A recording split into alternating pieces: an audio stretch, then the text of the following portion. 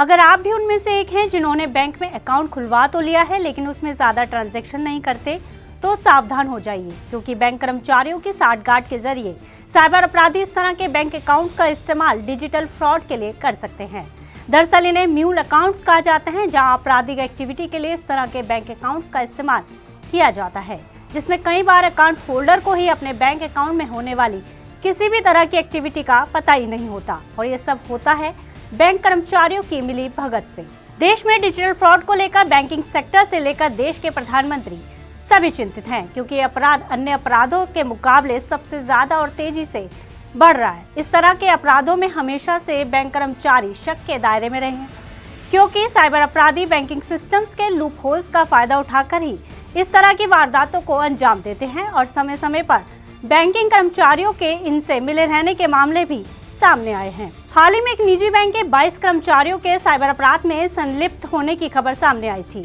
यही वजह है कि अब बैंकों ने अपने कर्मचारियों की निगरानी बढ़ा दी है, ताकि इस तरह के अपराधों पर रोक लगाई जा सके। सभी बैंकों ने साफ कर दिया है कि साइबर अपराधों की रोकथाम के लिए सभी कर्मचारियों के बैकग्राउंड की जांच की जाएगी, साथ ही उन पर पैनी नजर भी रखी जाएगी कि वो किस तरह के अकाउंट हैंडल करते हैं। इस जांच के दायरे में ग्रामीण और पिछड़े इलाकों में बैंकिंग सेवाएं चलाने वाले बैंकिंग रिप्रेजेंटेटिव भी शामिल होंगे। इस जांच का उद्देश्य बैंकों में चलने वाले म्यूल अकाउंट्स को पकड़ना है, जिनके द्वारा फ्रॉड मनी को यहां से वहां ट्रांसफर किया जाता है। दरअसल डिजिटल फ्रॉड में म्यूल अकाउंट्स का इस्तेमाल सबसे ज्यादा किया जाता है, क्योंकि इन्हें ट्रेस करना मुश्किल होता है। जब तक अकाउंट को ट्रेस किया जाता है, तब तक पैसा बैंकिंग सिस्टम से बाहर हो जाता है।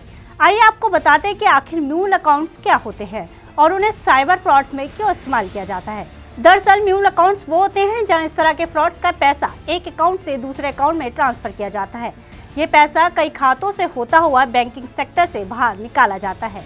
इस पूरे खेल में कई बार अकाउंट होल्डर जानते हैं कि वो एक आपराधिक एक्टिविटी का हिस्सा है, और कई बार लोगों की बिना जानकारी के उनके अकाउंट्स इस तरह की आपराधिक एक्टिविटी के लिए इस्तेमाल किए जाते हैं।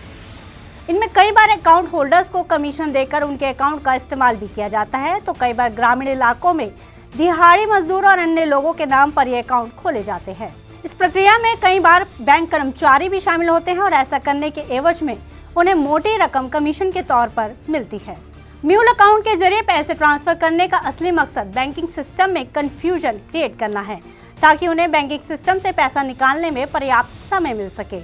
आज भारी तादाद में पैसा मनी म्यूल के जरिए देश से बाहर विदेशों में भी जा रहा है। इसमें दुबई, चाइना, नाइजीरिया, सिंगापुर और कंबोडिया जैसे देश शामिल हैं, और इन देशों के साथ किसी भी प्रकार की ट्रीटी न होने के चलते पैसा वापस अपने देश में मंगवाना भी मुश्किल होता जा रहा है।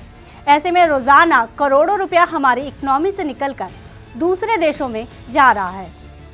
एक रिपोर्ट के मुताबिक 2021 से 2024 के दौरान बैंकिंग सेक्टर के कर्मचारियों का इस तरह के मामलों में शामिल होने का प्रतिशत 10.4% तक बढ़ा है। टेलीकॉम में ये प्रतिशत सबसे ज्यादा 18% और IT सेक्टर में 10.2% है। एक रिपोर्ट के मुताबिक वैश्विक स्तर पर अकाउंट से जुड़ी धोखाधड़ी के मामलों में ज्यादातर बैंक कर्मचारियों के शामिल होने का अंदेशा मिल रहा है। हालांकि भारतीय बैंक अभी भी बेहतर तरीके से इस समस्या को हैंडल कर रहे हैं, लेकिन अभी भी इस जांच के दायरे को बढ़ाने की गुंजाइश है, ताकि इस तरह के मामलों को रोका जा सके। फिलहाल इस खबर में इतना ही। आप बिजनेस से जुड़ी अन्य खबरों के लिए देखते रहिए मनी9।